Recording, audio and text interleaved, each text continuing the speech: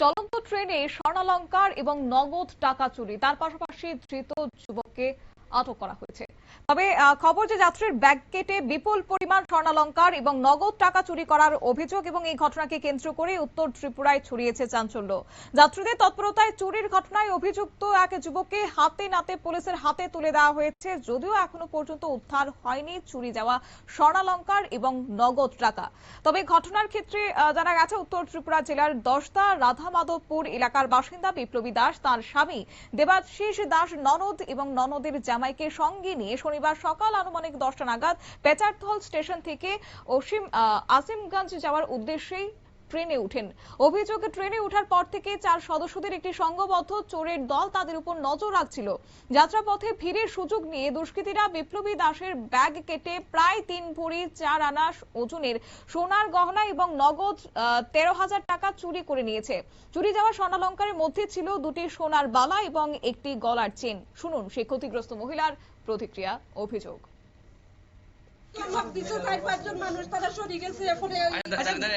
ঘটনাটা কি হয়েছে কোন তো মানে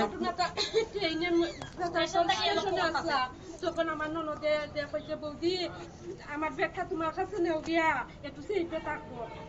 তখন সময় তখন সময় টাকা দিও আমি এই ব্যাগে রাখছি। তখন তাইলে দেখ কত টাকা ছিল? 12,000 টাকা। তাইলে ব্যাগে আসলো আরো 1,000 টাকা, আমার ব্যক্তিগত আসলো আরো 400-500 টাকা। আর কিছু আসলো নি ব্যাগে? মোবাইল আসলো আর গোলাম চাই না এক বড়ি লোকের চাইরা না, এক তিন বড়ি চাইরা না শূন্য। আর যখন সিটে বইছি তখন আমার হাজবেন্ডটা কইছি যে এখানে যে আছে তখন সময় দেখি আমার ব্যাগটা সেন্টার খোলা তাইলে যে নিচে মানে সঙ্গে সঙ্গে আমার ননদ যে আমি কইলাম তাই লইয়া যার আমার সোনার জিনিস কি ব্যাগটা যে নিচে। আর তখন কি আমরা সোনার জিনিস কি কি ছিল? 2টা বালা একটা গলার চেন। কতটুকু সোনার মানে? 2টা বালা 2 বড়ি আর গোলার বই 2টা বালা 2 বড়ি আর একটা গলার চেন 1 বড়ি আর লকেটটা আর চাইরা না। আর মোবাইল। আচ্ছা, আপনারা কই থেকে উঠছিলেন? আর আপনারা কই যেতে আসলেন?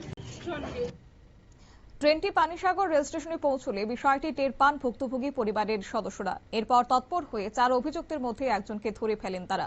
আটক ব্যক্তির ব্যাগে তল্লাশি চালিয়ে একটি ছুরি দেখতে পান বলেও দাবি ভুক্তভোগী পরিবারের।